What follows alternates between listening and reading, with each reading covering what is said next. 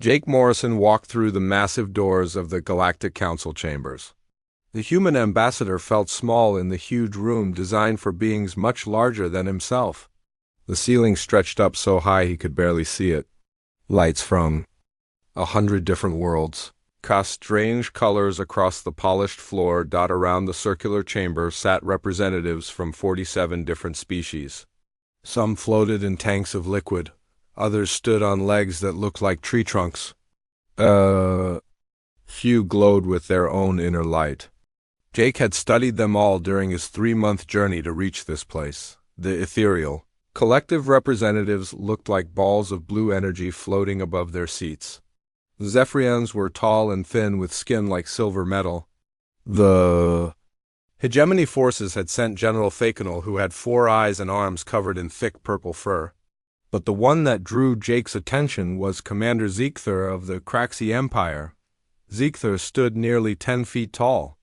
His body was covered in black scales that looked harder than armor. Each of his hands ended in claws longer than human fingers. His head was shaped like a dragon from old Earth stories. When he moved, those claws scraped against his chair, making sounds like knives on stone. The Kraxi Empire controlled 17 star systems. They had taken them all through war. Their soldiers were known across the galaxy as the strongest fighters alive. No army had ever beaten them in direct combat. Commander Zeekther was their greatest warrior. He had personally led the conquest of 5 worlds. Jake stepped to the center of the chamber.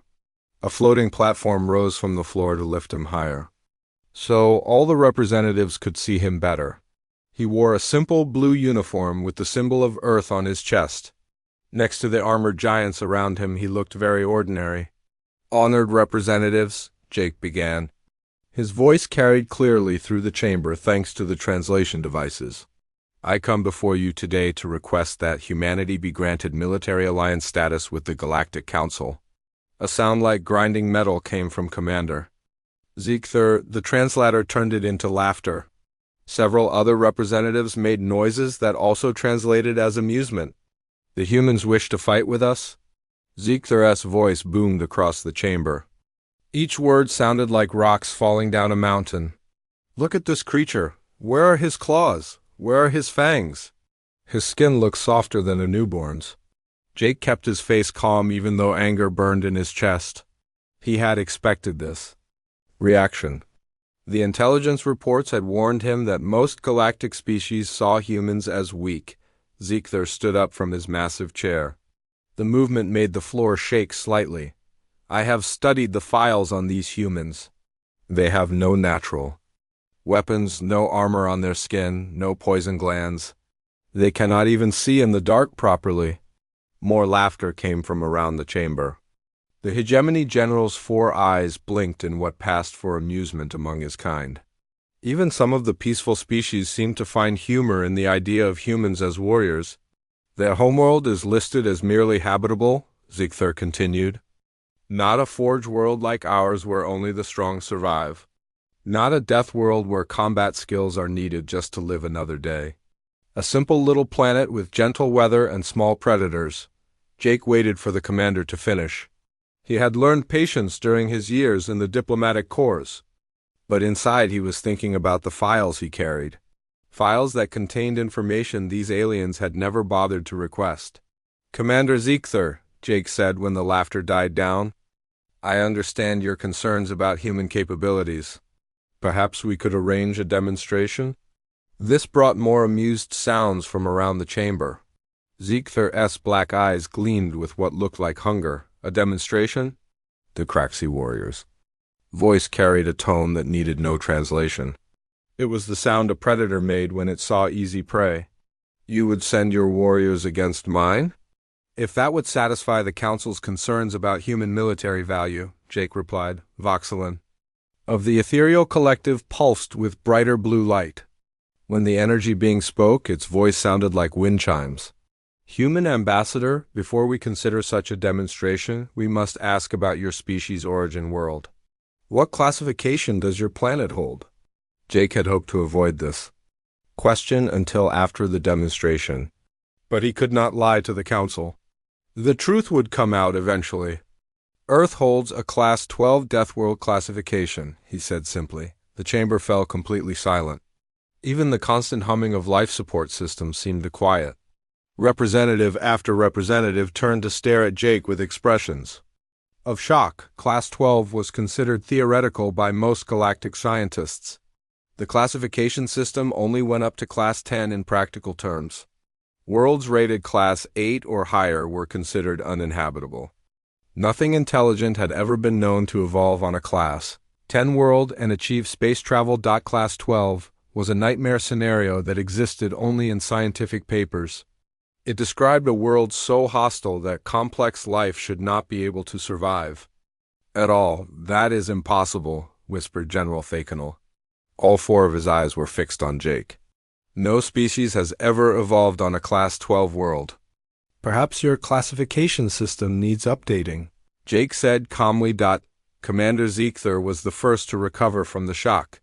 His laughter resumed, but it sounded different now. Less certain. Even if this is true, it changes nothing. A soft species from a hostile world is still a soft species. Survival does not equal fighting ability. But Jake could see doubt in the commander's black eyes. Around the chamber, other representatives were whispering to their aides. Several were already accessing their data systems to research Earth's classification. The demonstration can be arranged, announced diplomat Yelsandra of the Peaceful Consortium. Her crystalline form flickered with curiosity. Neutral ground. Standard combat. Trials. One human warrior against Commander Zeekther. Zeekther's chest swelled with pride. His claws extended slightly as he imagined an easy victory. I accept these terms. When this pathetic human falls before me, we will hear no more talk of military alliances. Jake nodded. He had gotten what he came for. The demonstration would happen. And when it did, the galaxy would learn something new about humanity. 3 days later, the demonstration would take place aboard Nexus Prime, the neutral station that served as a meeting ground for all galactic species. Jake used those 3 days to send a message back to Earth. The message was simple but specific: send Lisa Cooper. Nexus Prime floated in the darkness between 3 star systems. The massive space station served as neutral ground where all galactic species could meet safely. Its central arena had hosted diplomatic ceremonies, trade negotiations, and cultural exchanges for over 200 years. Today, it would host something different. Lisa Cooper stepped off the human transport ship wearing standard marine combat gear. Her boots made soft sounds on the metal deck as she walked through the docking bay. At 5 feet 6 inches tall and weighing 140 pounds, she looked ordinary by human standards. By galactic standards, she looked impossibly small. The Marine sergeant had been pulled from active duty on the Outer Rim colonies. She had been fighting the Void Swarm for 18 months without leave. Her gear showed signs of heavy use but was perfectly maintained. Her rifle was clean and ready. Her body armor fit like it was part of her skin. Sergeant Cooper, Ambassador Jake Morrison greeted her at the airlock. Thank you for coming. Lisa looked around at the alien architecture of the station. Everything was built for beings much larger than humans. The corridors were wide enough to drive vehicles through. The ceiling was 3 times higher than necessary. What exactly am I walking into, sir? A demonstration of human military capabilities, Jake replied as they walked toward the arena. The Galactic Council needs convincing that we're worth having as allies. They passed groups of alien observers in the corridors. Most stared at Lisa with curiosity. Some made sounds that the translators turned into whispers about her size. A few looked at her with what might have been pity. Dr. Alex Turner joined them. At the arena entrance, the xenobiologist carried a tablet full of research data about human evolution. He would be providing commentary during the trials to help explain human capabilities to the alien observers. How much do they know about Earth? Lisa asked. They know it's classified as a Class 12 death world, Dr. Turner replied. But I don't think they understand what that means in practical terms. The arena itself was a marvel of engineering. The floor could simulate any environment. The walls could project any scenario. Gravity, atmosphere, temperature, and radiation could all be adjusted instantly. It was designed to test warriors from any species under any conditions. In the center of the arena stood Commander Ziegther of the Craxi Empire. Up close, he was even more impressive than the files had indicated. His black scales reflected the arena lights like polished stone. His claws were each as long as a human hand. When he moved, muscles rippled under his armor-like skin. Around the arena sat representatives from dozens of species. The viewing area could hold thousands, but today only a few hundred had come to watch. Most seemed to be there for entertainment rather than serious evaluation. "So this is the human warrior, Commander," Ziegther said when he saw Lisa enter the arena. His voice carried easily across the space. "I have crushed insects larger than this creature." Lisa set down her equipment bag and began checking her gear. She moved with the efficient motions of someone who had done this routine thousands of times. Every movement had purpose. Nothing was wasted. "The trials will test different aspects of combat capability," announced the arena's AI system. "Physical strength, endurance, environmental adaptation, tactical thinking, and combat effectiveness. Each trial will be scored separately." Dr. Turner activated his tablet and began addressing the alien observers. "Before we begin, let me explain something about human evolution. Earth didn't have just one hostile environment. It had them all. The first trial was simple strength testing. Heavy objects had to be lifted and moved across the arena. Ziegther approached the challenge with confidence. His massive frame was built for raw power. The Craxi commander lifted weights that would crush most beings. His performance drew approving sounds from the observers. When the AI announced his score, several representatives applauded. Lisa stepped up to the same challenge. She could not match Ziegther's raw lifting power. Her smaller frame simply did not have the same leverage and muscle mass. But she moved the weights efficiently, using technique and leverage to maximize her limited strength. "As expected," Ziegther announced to the crowd, "raw power favors the superior species." But Dr. Turner was studying his tablet with interest. "Actually, Sergeant Cooper's performance is quite remarkable. She moved 70% of the weight that Commander Ziegther moved while massing only 15% of his body weight. By relative strength measures, she significantly outperformed him." Several alien scientists in the viewing area began taking notes. The concept of strength-to-weight ratios was apparently new to some species. The second trial tested endurance. Both warriors had to maintain constant movement while carrying equipment across varied terrain. The arena floor shifted to simulate different environments every few minutes. Ziegther started strong. His powerful legs carried him quickly across sand, rock, and mud. For the first 20 minutes, he maintained a pace that left Lisa trailing behind. The Craxi warrior looked confident as applause came from his supporters in the viewing area, but as the trial continued, changes became visible. Ziegther's breathing grew heavier. His stride shortened slightly. Sweat began to show on his scales, despite the cool arena temperature. Lisa maintained the same steady pace she had started with. Her breathing remained controlled. Her stride never changed. As the minutes passed, she began to close the gap. "Impossible," muttered General Thakenel from the viewing area. "How does the smaller being maintain such consistency?" Dr. Turner smiled as he addressed the question. "Humans evolved as persistence hunters. We didn't catch prey by being faster or stronger. We caught it by simply refusing to stop. Our ancestors would track animals across entire continents until the prey collapsed from exhaustion. By the 40-minute mark, Lisa had caught up to Ziegther. By the 50-minute mark, she was pulling ahead. The Craxi commander was clearly struggling now. His powerful muscles were built for explosive force, not sustained effort. The trial ended after 60 minutes. Lisa finished 2 full laps ahead of Ziegther. She was still breathing steadily and showed no signs of distress. The Craxi warrior was gasping for air, and his scales had changed color from black to dark gray. "How is this possible?" Ziegther demanded between gasps.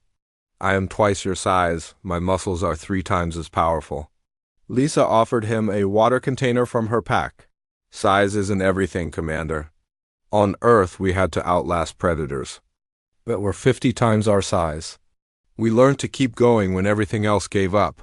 The alien observers were talking among themselves now. The easy dismissal of human capabilities was being replaced by puzzled interest. Several species were requesting data about human physiology. Ambassador Morrison watched from his seat and allowed himself a small smile. The demonstration was going exactly as he had hoped. But the real tests were still coming, the Arena AI announced. The next trial would test environmental adaptation. The temperature would shift from freezing to extreme heat. The atmosphere would change from thin to thick to toxic. Radiation levels would spike randomly. Now we will see the true difference between a Forge World species and a merely habitable world species, Ziegler declared as he prepared for the trial. Dr. Turner activated his tablet again.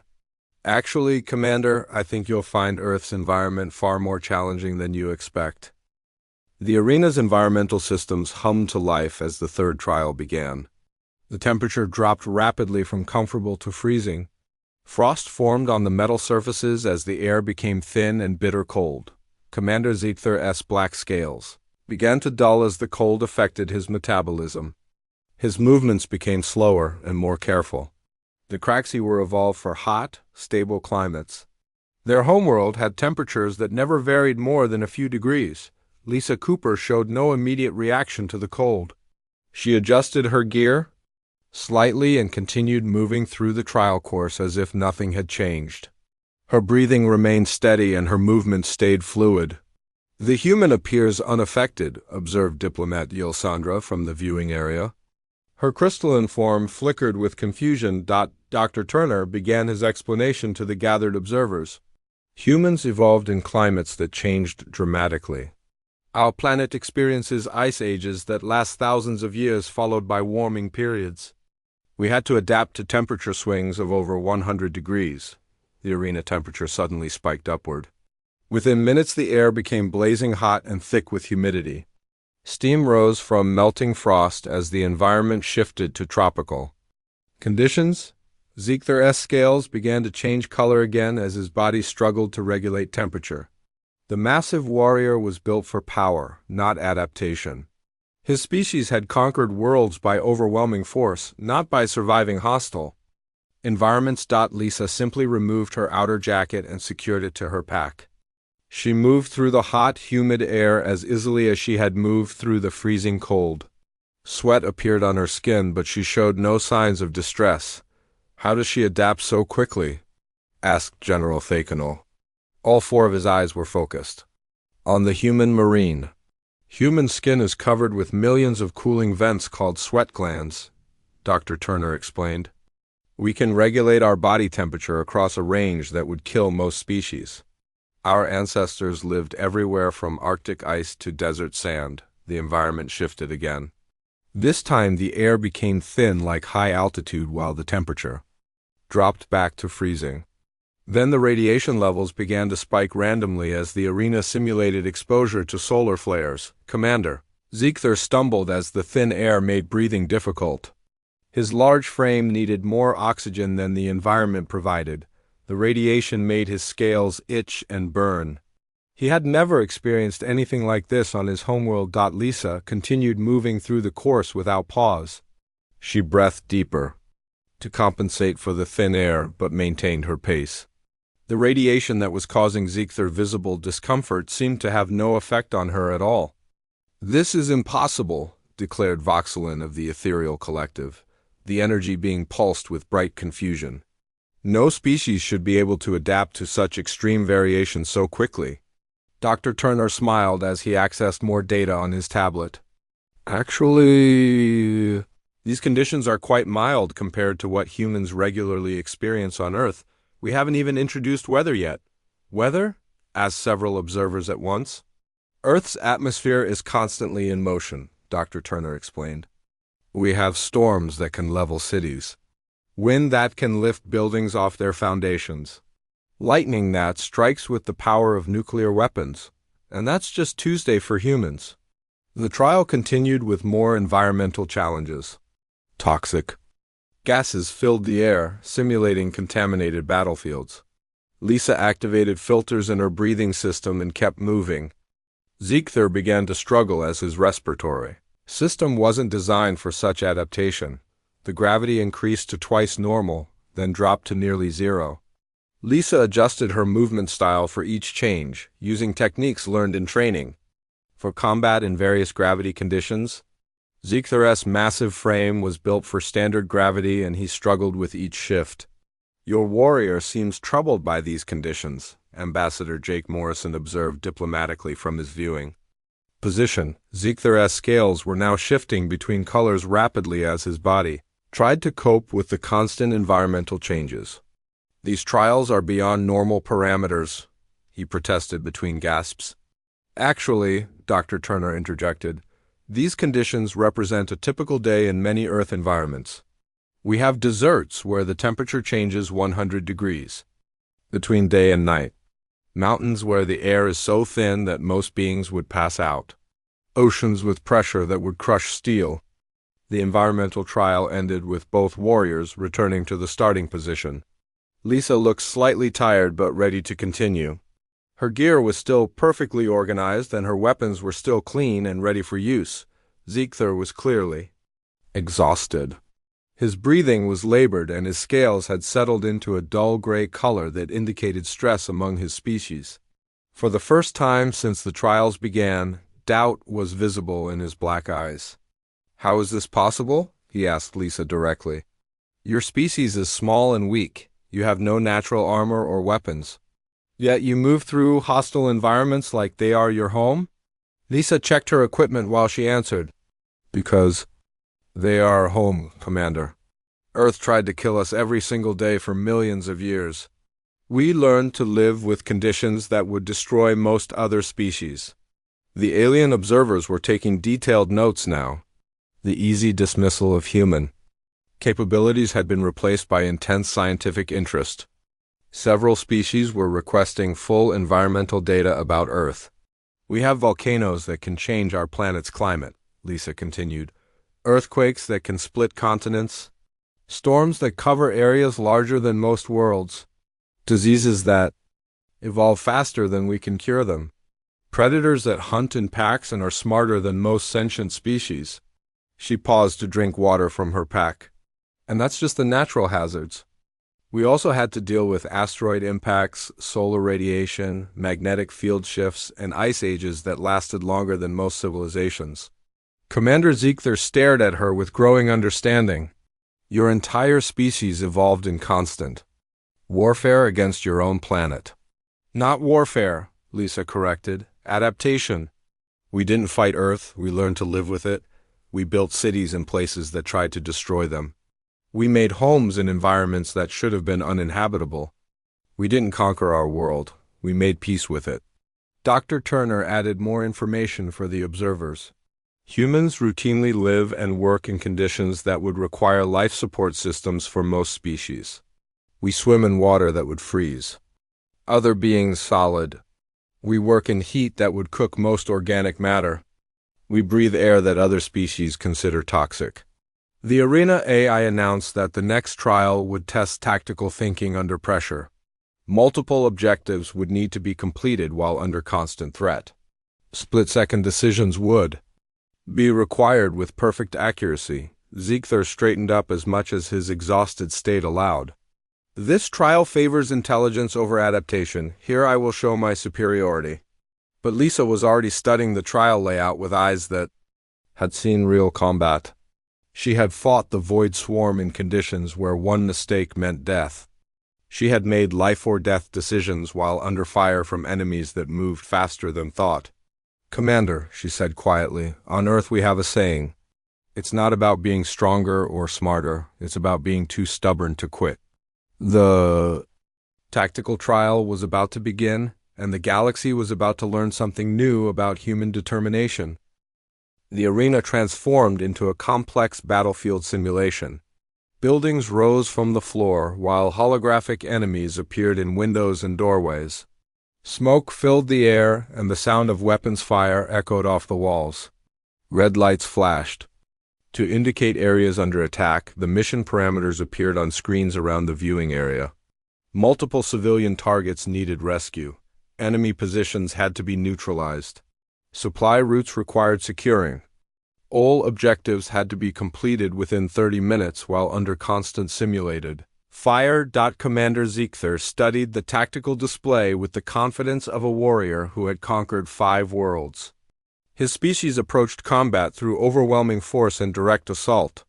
They had never encountered an enemy they could not defeat through superior strength and aggression. Lisa Cooper moved to the edge of the simulation area and spent 30 seconds observing the layout. Her eyes tracked movement patterns and identified cover positions. She noted sight lines and escape routes. Her mind automatically calculated distances and timing. "The trial begins now," announced the arena AI. Ziegther charged directly toward the first objective.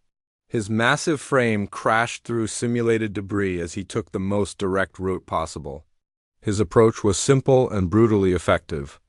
Against most opponents, raw power combined with fearless aggression had served the Craxi well in their conquests. Lisa took a different approach. She moved low and fast, using cover to mask her advance. Her route was longer but safer. She reached the first objective building and began clearing it room by room with methodical precision. "Interesting," murmured General Thakenel from the viewing area. "The human uses stealth while the Craxi uses force." The first 10 minutes showed Ziegther's advantages clearly. His strength allowed him to smash through obstacles that would stop most beings.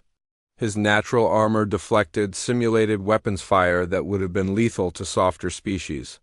He completed his first 2 objectives ahead of Lisa, but the simulation was designed to increase in complexity as it progressed. More enemies appeared, the tactical situation became more chaotic.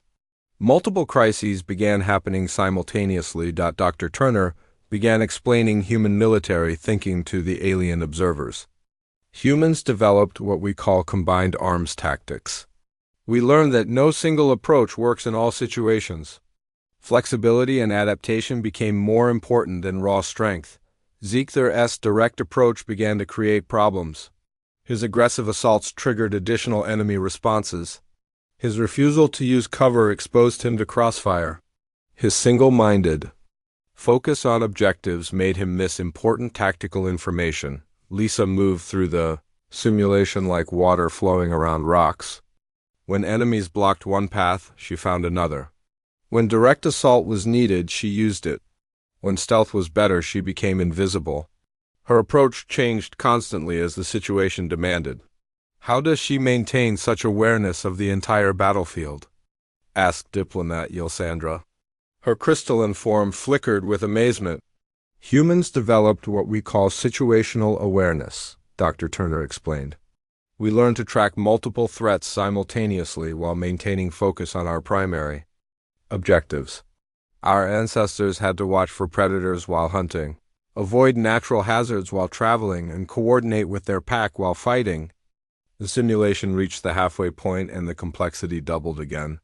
Civilian rescue became more urgent as simulated casualties mounted. Enemy reinforcements arrived from unexpected directions.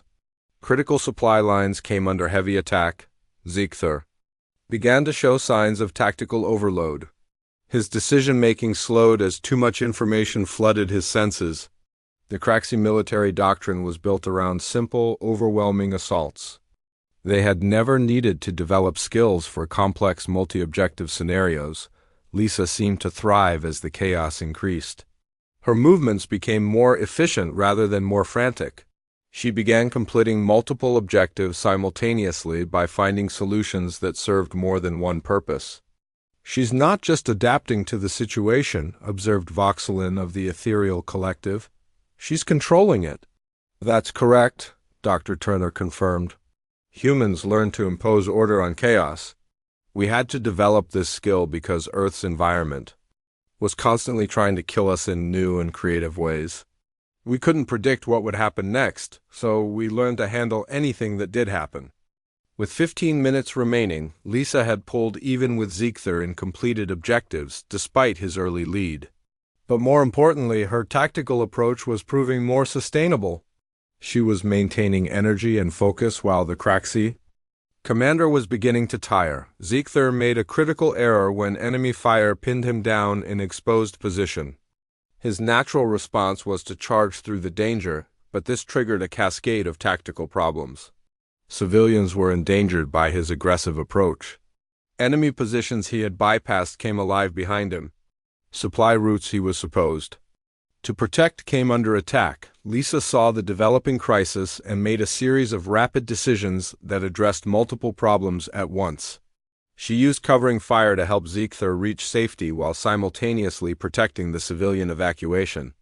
Her solution created new opportunities rather than just solving immediate problems. "How does she think so clearly under such pressure?" asked General Fakenal. All four of his eyes were focused intently on the human marine. Dr. Turner smiled grimly. "Because for humans, this isn't unusual pressure. This is what we call Tuesday. Earth taught us that everything can go wrong at the same time, and we still need to keep thinking clearly." The final 10 minutes of the simulation pushed both warriors to their limits. Critical systems began failing. Enemy attacks intensified. Civilian casualties mounted rapidly. The tactical situation became desperate.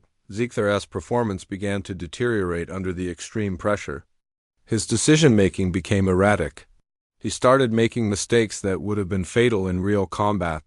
The proud warrior who had conquered worlds was overwhelmed by a level of complexity his species had never encountered. Lisa moved through the chaos like she had been born to it. Every decision was calculated and precise. She rescued civilians while neutralizing enemies. She secured supply lines while completing primary objectives. She maintained tactical awareness of the entire battlefield while executing complex maneuvers. "This is impossible," whispered Commander Ziegler as he watched Lisa coordinate multiple operations simultaneously. "No being can maintain such focus under this level of stress." But Lisa was doing exactly that. She completed her final objective with 2 minutes to spare and all civilian targets safely evacuated. Her performance was flawless under conditions that had broken the galaxy's greatest warrior. The simulation ended and the arena returned to normal lighting. Ziegler stood in the center of the space, his breathing heavy and his confidence completely shattered. He had completed less than half of his assigned objectives. Several of his tactical decisions had resulted in simulated, catastrophic failures. Lisa removed her helmet and approached the exhausted Craxi commander. There was no mockery in her expression, only respect for a fellow warrior who had given his best effort. "Commander," she said quietly, "where I come from, we have a saying. It's not about never falling down. It's about getting back up every time you do." Ziegler looked at this small human who had just outperformed him in every category that mattered. For the first time in his life, the proud warrior understood that strength alone was not enough. The galaxy was about to learn a lesson that would change everything they thought they knew about warfare. The arena fell silent as the final scores appeared on the displays around the viewing area. Lisa Cooper had achieved perfect marks in endurance, environmental adaptation, and tactical operations. Her combat effectiveness rating was the highest the arena systems had ever recorded. Commander Ziegler's scores showed his physical superiority, but revealed critical weaknesses in every other category. Ziegler stood motionless in the center of the arena, staring at the numbers that destroyed everything he had believed about warfare. The greatest warrior of the Craxi Empire had been outperformed by a being he could crush with one hand. The alien observers sat in stunned silence. Representatives who had come expecting entertainment found themselves witnessing something that challenged their basic understanding of military capability. Species that had dismissed humans as weak were now requesting detailed biological data about Earth's evolutionary pressures. Lisa approached Commander Ziegler with her helmet under her arm. Up close, the size difference between them was even more dramatic.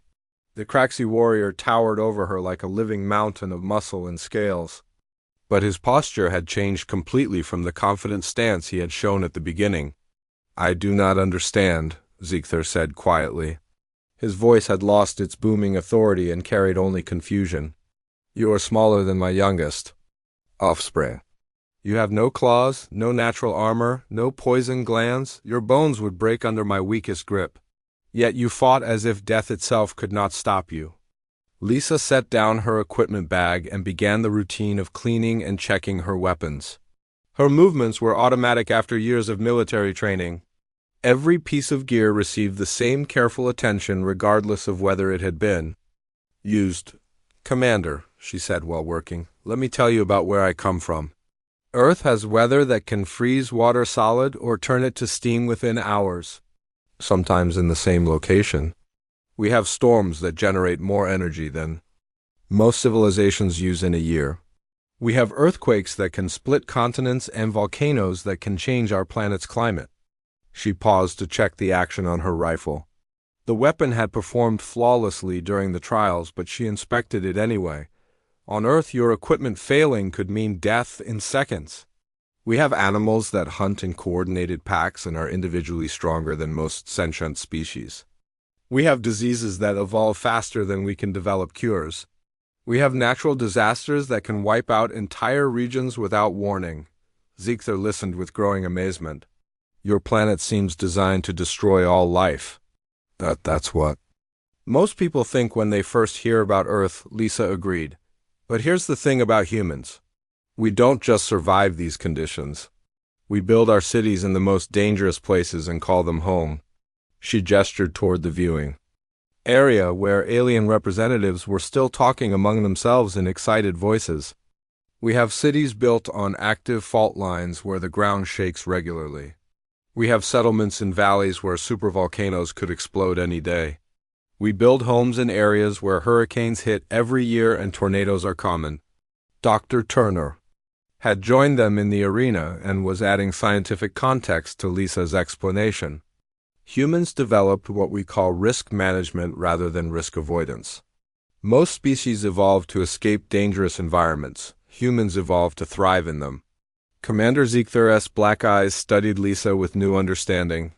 Your entire species was forged in constant warfare against impossible odds.